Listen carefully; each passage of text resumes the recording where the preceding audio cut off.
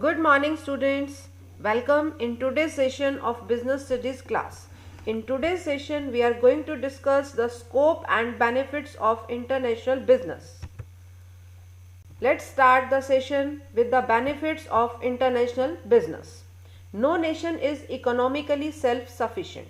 Every nation, for one reason or another, depends on other nations for its requirements. Diversity and unequal distribution of natural resources warrant such requirements. The benefits of international business can be divided into two categories. First one is benefits to nations and other one is benefits to business, or we can say that business firms. Now we are going to discuss the benefits of nations. First one is price stabilization. External trade can be used as an instrument for stabilizing price. If the prices of any commodity tend to increase due to short supply, the country can import such goods to control price. Similarly, excess output can be exported to avoid sharp fall in prices.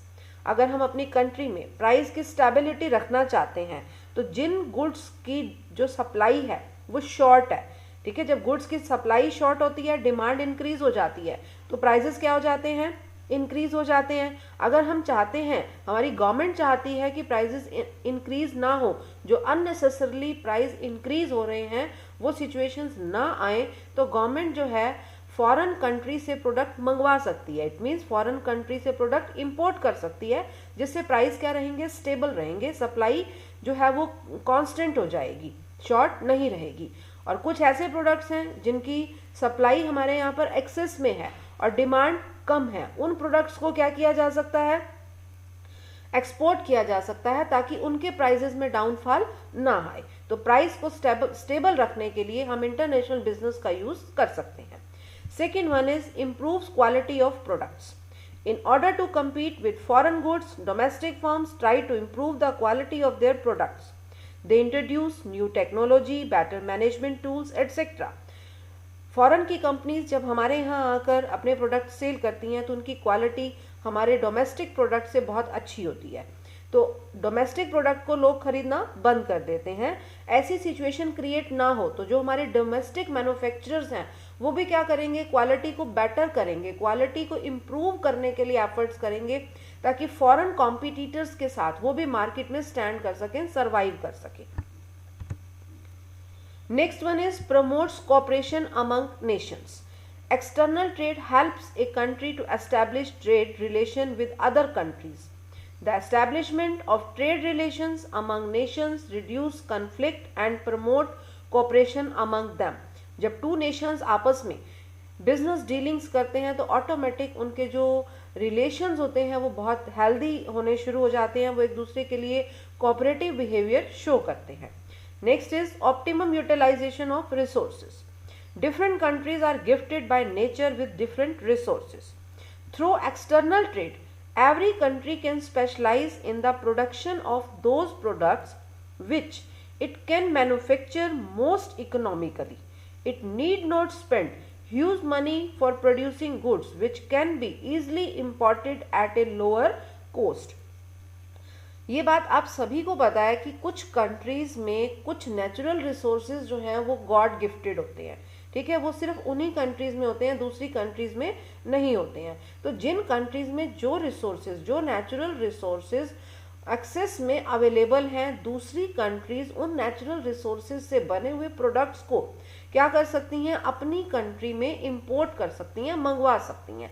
ठीक है, ऐसा करने से उन्हें क्या benefit मिलेगा, उनकी जो बिजनेस कॉस्ट है वो मिनिमम हो जाएंगी. कॉस्ट मिनिमम हो जाएंगी तो ऑटोमेटिक प्रॉफिट मार्जिन्स जो हैं वो क्या हो जाएंगे, इंक्रीज हो जाएंगे. इस पॉइंट को अंडरस्टैंड करने के लिए हम एक एग्जांपल लेते हैं. India can produce agricultural products more efficiently than Gulf countries.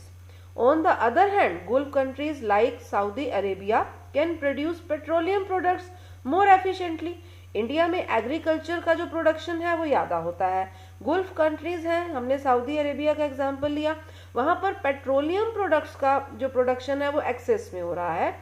तो such specialization result in optimum utilization of the country resources. अब फाइनली क्या होगा कि इंडिया अपने जो एग्रीकल्चरल प्रोडक्ट्स है वो सऊदी अरेबिया को दे देगा, सऊदी अरेबिया के जो पेट्रोलियम प्रोडक्ट्स हैं वो किसे सप्लाई कर देगा, वो इंडिया को सप्लाई कर देगा। ठीक है, तो इससे क्या होगा कि जो प्रोडक्ट किसी एक पर्टिकुलर कंट्री में एक्सेसिव लेवल पर प्रोड्यूस हो रहा है, एक तो उसका यूटिलाइजेशन हो जाएगा। ठीक है, जितने नेचुरल रिसोर्सेज वहाँ पर अवेलेबल हैं जिनकी वजह से एक्सेस में प्रोडक्शन हो रहा है, तो उन प्रोडक्शंस को दूसरे कंट्रीज भी क्या कर सकते हैं, यूज कर सकते हैं। वो सिर्फ और सिर्फ कब पॉसिबल है, जब हम इंटरनेशनल लेवल पर बिजनेस करें, यानी कि एक कंट्री में जो प्रोडक्ट प्रोड्यूस हो रहे हैं दूसरी कंट्री उन प्रोडक्ट्स को अपने यहाँ पर मंगवाए, इम्पोर्ट कर ले। Next one is earning of foreign exchange. External trade has a significant influence on countries' economic growth. The international business help in earning foreign exchange by exporting goods and services. This foreign exchange can be utilized for the import of essential commodities. Also, a country can export its surplus output. Foreign exchange की जब भी हमें requirement है तो हम foreign country से help लेते हैं, यानी कि उनकी करेंसी हम लेना चाहते हैं। ठीक है, और जितना फॉरेन एक्सचेंज किसी एक पर्टिकुलर कंट्री के पास होता है वो उतना ही अच्छा ग्रोथ कर पाता है, क्योंकि हमें बहुत सारे प्रोडक्ट जो है इंपोर्ट करने हैं तो इंपोर्ट करने के लिए फॉरेन करेंसी की रिक्वायरमेंट है। और वो फॉरेन करेंसी हमारे पास कब आएगी, जब हम बहुत सारे प्रोडक्ट्स एक्सपोर्ट करेंगे यानी कि अपना माल फॉरेन कंट्रीज को सेल करेंगे, वहां से हमारे पास फॉरेन करेंसी में पेमेंट रिसीव होगा। अब हमारे पास फॉरेन करेंसी है तो हम इजीली फॉरेन कंट्री से प्रोडक्ट को इंपोर्ट भी कर सकते हैं, जिससे हमारी कंट्री का क्या होगा, ग्रोथ होगा। Next one is generate employment opportunities. External trade helps to increase production. It accelerates the economic growth and employment opportunities of a country. अब हमने अगर कुछ प्रोडक्ट्स को एक्सपोर्ट करना है तो ऑटोमेटिक लेवल ऑफ प्रोडक्शन क्या होगा, इंक्रीज होगा। लेवल ऑफ प्रोडक्शन इंक्रीज होते ही हमारे यहाँ पर एम्प्लॉयमेंट अपॉर्चुनिटीज ऑटोमेटिक क्रिएट हो जाएंगी। अब नेक्स्ट पॉइंट भी इसी से रिलेटेड है, इंक्रीज स्टैंडर्ड ऑफ लिविंग। अगर एम्प्लॉयमेंट अपॉर्चुनिटीज इंक्रीज हो रही हैं तो ऑटोमेटिक जो हमारे यहाँ की पब्लिक है, लोग हैं, उनका स्टैंडर्ड ऑफ लिविंग भी क्या हो जाएगा, इंक्रीज हो जाएगा। वो बेटर क्वालिटी के प्रोडक्ट्स क्या करने लगेंगे, परचेज करने लगेंगे, जिससे प्रोडक्शन लेवल फिर से इंक्रीज हो जाएगा। ऑटोमेटिक हमारा बिजनेस क्या करेगा, ग्रो करेगा। तो these are the main benefits of the international business to the nations को जो बेनिफिट्स होते हैं उससे ऑटोमेटिक नेशन का डेवलपमेंट होता है, ग्रोथ होता है। Now come to the next topic, that is benefits to firms. First one is increased capacity utilization. It helps the firms in using their surplus production capacities and improving the profitability of their operations. Large scale production helps in reduce the cost of production. Production capacity increase हो रही है, क्यों? क्योंकि हम बहुत सारे products export करते हैं, ज़्यादा प्रोडक्शन करना है, ज़्यादा प्रोडक्शन करने के लिए जो है ज़्यादा रिसोर्सेज यूज होंगे और ऑटोमेटिक पर यूनिट कॉस्ट क्या हो जाएगा, डिक्रीज हो जाएगा। Next is prospectus for growth. It helps firm in improving their growth prospectus by creating demand for their products in the foreign countries. Next is enhances competition. External trade enhances competition which compels the domestic firms to improve technology of production, production process and quality of products. जब foreign companies आकर हमारी country में अपने product cell करती हैं तो automatic domestic जो firms हैं वो उनके कंपटीशन में खड़ी हैं, तो डोमेस्टिक कंपनीज को भी अपने प्रोडक्ट्स की क्वालिटी इंप्रूव करनी पड़ती है ताकि वो मार्केट में सर्वाइव कर सकें। Last is improve business vision. It improves business vision as it makes firms to grow and more competitive. सभी फर्म्स चाहती हैं कि उनकी मार्केट में गुडविल क्या हो, इंक्रीज हो। मार्केट में गुडविल को इंक्रीज करने के लिए वो कॉम्पिटिटिव बनती हैं, वो इंटरनेशनल लेवल के ऊपर बिजनेस करती हैं और अपने टारगेट को अचीव करती हैं और अपने बिजनेस को ग्रो करती हैं. That's all about the benefits of the firms.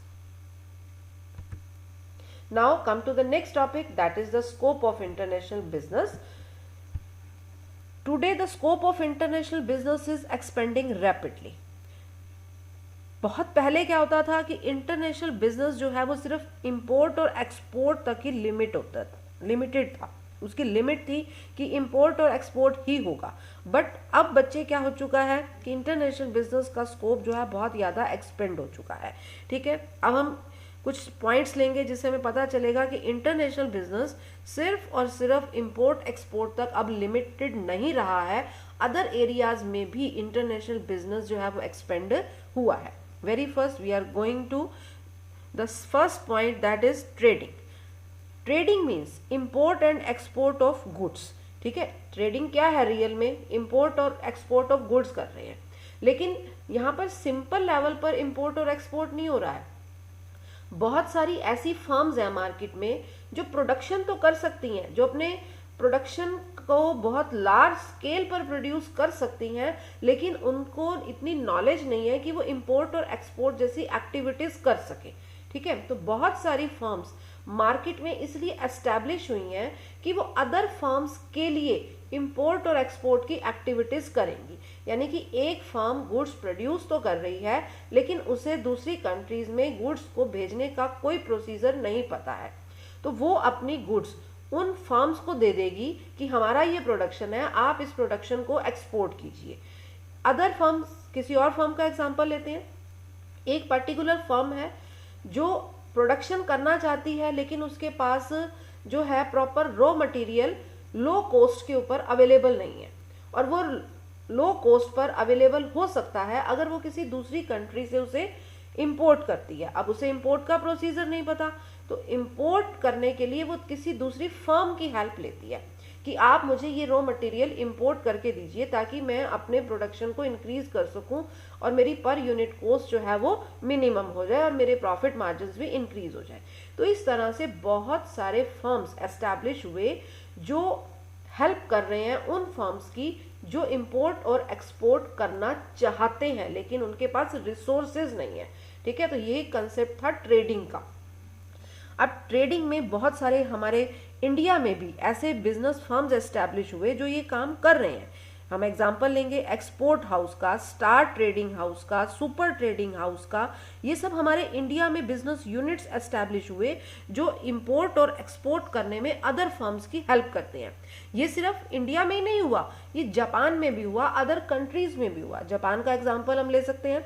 Japan में इंटरनेशनल ट्रेडिंग हाउस एस्टैब्लिश किया गया जो सेम यही एक्टिविटीज कर रहा है कि अदर फर्म्स के लिए इंपोर्ट और एक्सपोर्ट की एक्टिविटीज कर रहा है। Second one is services.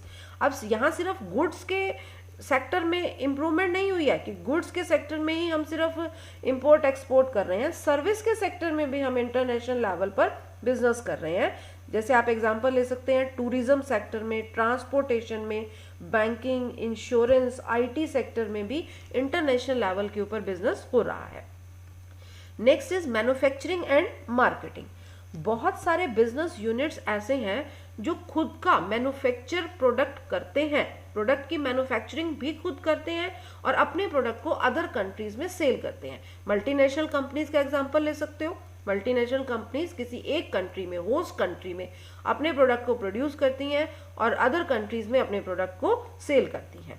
Next is sourcing and marketing, very important point. Sourcing का मतलब क्या है कि एक पर्टिकुलर आपको ये पता है कि एक पर्टिकुलर कंट्री में कुछ ना कुछ नेचुरल रिसोर्सेज ऐसे अवेलेबल होते हैं जो दूसरी कंट्रीज में नहीं होते हैं। ठीक है, अब एक कंट्री ये चाहती है कि वो दूसरी कंट्री के नेचुरल रिसोर्सेज को यूज करे ताकि उसका जो प्रोडक्शन का लेवल है वो भी इंक्रीज हो जाए और पर यूनिट कॉस्ट भी मिनिमाइज हो जाए। तो ऐसा करने के लिए एक पर्टिकुलर नेशन दूसरे नेशन में जाकर अपना बिजनेस एस्टैब्लिश करता है, वहां के रिसोर्सेज को यूज करता है। किस पर्पज से? कि उसकी पर यूनिट कॉस्ट क्या हो जाए, कम हो जाए। ठीक है, उसके प्रॉफिट मार्जिन इंक्रीज हो जाए। अब दूसरे नेशन में वो एस्टैब्लिश हुआ, वहां उसने अपना बिजनेस सेटल किया और वहां पर उसने अपने बिजनेस को ग्रो किया और अपने प्रोडक्ट्स को प्रोड्यूस करके अदर नेशंस में वो क्या कर रहा है, उनकी मार्केटिंग कर रहा है, यानी कि उनको सेल कर रहा है। Next is global sourcing of production. Global sourcing of production में बच्चे हम ये ले सकते हैं कि हम एक पर्टिकुलर कंट्री यानी कि अपनी ही कंट्री में प्रोडक्शन करना चाहते हैं, लेकिन हमारे पास रॉ मटेरियल जो है वो अवेलेबल तो है लेकिन सफिशिएंट भी नहीं है और एक्सपेंसिव भी है। ठीक है। तो हम दूसरी कंट्री से उस रॉ मटेरियल को इंपोर्ट कर लेते हैं, अलग अलग कंट्री से, कहीं से टेक्नोलॉजी इंपोर्ट कर ली, कहीं से रॉ मटेरियल इंपोर्ट कर लिया, ठीक है, और फिर उससे अपनी गुड्स को प्रोड्यूस किया, और गुड्स को प्रोड्यूस करने के बाद अदर नेशंस में उन गुड्स को सेल किया, ठीक है। ग्लोबल सोर्सिंग हो गया ना, कि जहां जहां से आपको जो जो यूनिट्स जो है चीप एंड बेस्ट अवेलेबल हो रहे हैं, आप उन रॉ मटेरियल को वहां वहां से कलेक्ट कर सकते हैं। Next is foreign investment. Foreign investment में बच्चे कि it refers to the inviting foreign currency in our country for industrial development. अगर कोई कंट्री अपना इंडस्ट्रियल डेवलपमेंट करना चाहती है तो उसके पास फॉरेन करेंसी का होना बहुत ज़रूरी है, ठीक है। तो फॉरेन करेंसी हम इनवाइट कर सकते हैं, हमारे पास 2 वेज हैं। एक तो हम अपने फॉरेन इन्वेस्टर्स को ये कह सकते हैं कि आप हमारे प्रोडक्शन में कंट्रीब्यूट कीजिए, यानी कि आप हमारे प्रोडक्शन में हमारे पार्टनर बन जाइए, ठीक है। हम उन्हें अपने बिजनेस हाउसेस के लिए इनवाइट कर सकते हैं, अपने इंडस्ट्रीज के लिए, अपने मैन्युफैक्चरिंग प्लांट्स के लिए इनवाइट कर सकते हैं। और सेकेंड ऑप्शन हमारे पास रहता है पोर्टफोलियो इन्वेस्टमेंट का, यानी कि हम अपनी कंपनीज के शेयर्स, डिबेंचर्स फॉरेन इन्वेस्टर्स को सेल कर सकते हैं, जिससे हमारे पास फॉरेन करेंसी कलेक्ट हो सकती है। These are the some basic points related to the scope of international business. Thanks and have a nice day.